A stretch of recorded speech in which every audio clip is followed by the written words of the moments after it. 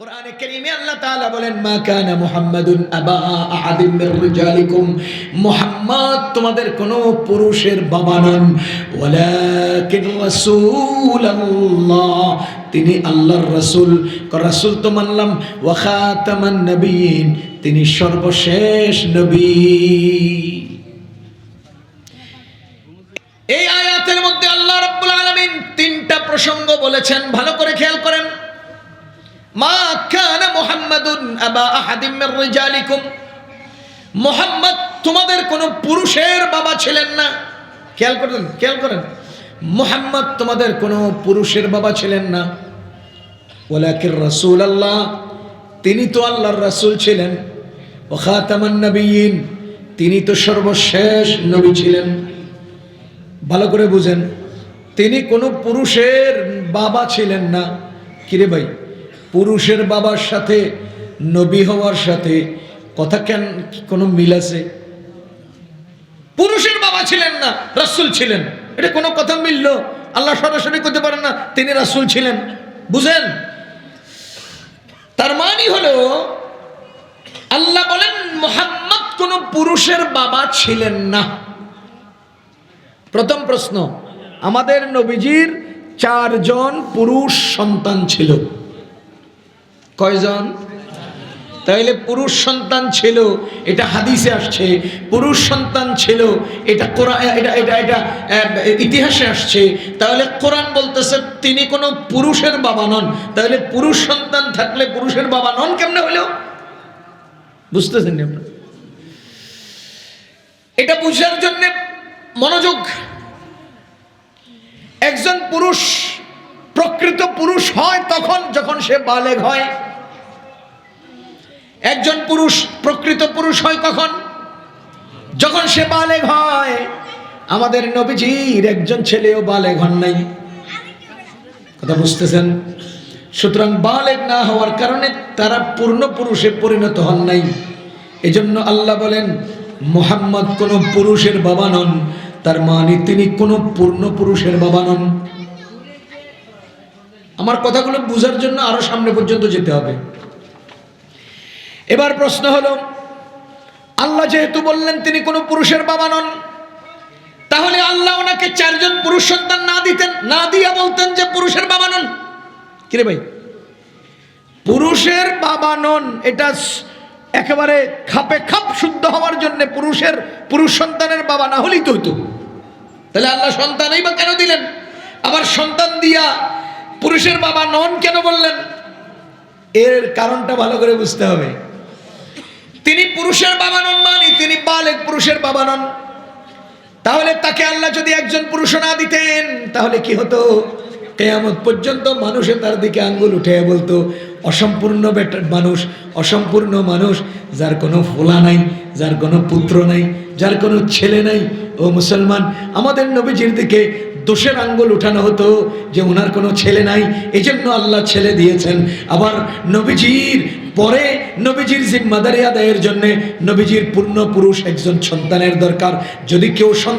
যদি কেউ নবীজির পরের দায়িত্ব নেওয়ার যোগ্যতা হতো তাহলে তার ছেলেই যোগ্য হতো।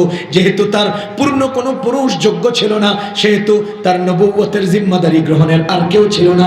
সুতরাং আল্লাহ বলেন তিনি কোনো পুরুষের বাবা নন। তার অর্থ হলো নবুয়ত প্রাপ্ত হলে তার পুরুষ সন্তানেই পেত। আল্লাহ বলেন ওয়ালাকির রাসূলুল্লাহ, সুতরাং রাসূল হলে তিনিই হবেন। ওয়া খাতামান নবিয়্যিন, যেহেতু তার কোনো নিজের পুত্র নেই, সুতরাং কিয়ামত পর্যন্ত অন্য কোনো বেটার পুত্রকে নবুয়ত দেওয়ার প্রশ্নই আসে না। বুঝেন নাই মনে হয়?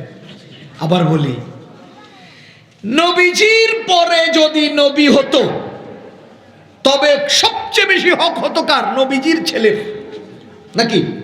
জিয়াউর রহমানের ছেলেই তো তারেক এখন বাংলাদেশের প্রধানমন্ত্রী হতে যাচ্ছে যদি লেগে যায়। বিএনপি যেমনি শুরু করছে মনে হয় যদি নাও লাগতে পারে। কি গণ? আল্লাহ হেফাজত করো বিএনপি ওলা করে। মানে নির্দ্বিধায় বলে যাচ্ছে যে আমরা 17 বছর ক্ষুধার্ত ছিলাম। তার মানে এখন মানুষের লুঙ্গি পায়জামা পাঞ্জাবি হাইখানা হিসাব সব খেয়ে নাম। কি বুঝাতে চাস তোরা?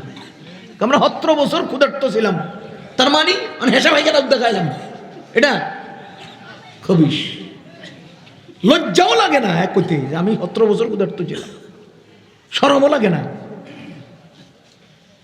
আল্লাহ বলেন তো, রাসূলের পরে যদি কেউ রিসালাতের দায়িত্ব আদায় করার যোগ্য হতেন তো রাসূলের সন্তানই হতেন। কি বলেন? যেহেতু রাসূলের কোনো পুত্র সন্তান পূর্ণ সন্তান নাই, যেহেতু রাসূলের কোনো পূর্ণ সন্তান নাই, পুরুষ সন্তান, নবুয়তের দায়িত্ব আদায়ের মতো সন্তান নাই, সুতরাং তিনি রাসূল। তো রাসূল যদি তিনি হন তো আর কেউ কি নিবে? আর কেউ কি পাবে? আর কেউ কি নবুয়তের জিম্মাদারি কাঁধে নিবে? আল্লাহ বলেন না না, এখানে শেষ খাতামুন নবিয়্যিন, তিনি শেষ নবী। ও গোলাম আহমদ, ও আসওয়াদে আনাসি, ও মুসাইলামা, ও কিয়ামত পর্যন্ত নবী দাবিদাররা, আরে নবী যদি হতো তো মুহাম্মদের ছেলেই হতো। যেহেতু তার ছেলে উপযুক্ত নাই তো তুই উল্লুকা পাঠা, কার ছেলে তুই রাসূল হবি? হ্যাঁ, মুহাম্মদের ছেলের রাসূল বানাই না, তোরে কেন রাসূল বানাই? বুঝেন নাই? মুহাম্মদের ছেলেই তো উপযুক্ত রাসূল হওয়ার নাই, তো তুই কেন কাদিয়ানির ফলা কাদিয়ানি, তুই এবার রাসূল হতি? কথা কি বুঝতেছেন? এই জন্য মহান আল্লাহ তাআলা আয়াতে বলে দিয়েছেন, মা কানা মুহাম্মাদুন আবা আহাদিম মির রিজালিকুম, পুরুষের বাবা নন। তার মানে নবুয়তের দায়িত্ব গ্রহণের যোগ্য পুরুষের বাবা নন। তো 4 জন পুত্র সন্তান ছিল, যে যদি না থাকতো তো পাবলিক কইতো মুহাম্মদ এমন বেটা যার কোনো ফুলাই ছিল না। এই যে একটা ইশকাল উঠাইতো, আপত্তি করতো, এই জন্য আপত্তি থেকে মুক্ত করার জন্য জামে কিল্লতেরও উপরে আল্লাহ সন্তান দিয়ে দিছে। জামে কিল্লতের আকাল্যের সংখ্যা কত? জামে কিল্লতের সংখ্যা কত? 3, বুঝে না। আর আকসার মুদ্দত কত? 9। এরা নাহবে মেরে বছর পড়ছে নিয়ে, না নাহবের ছাত্র নাই, ভুলে গেছে।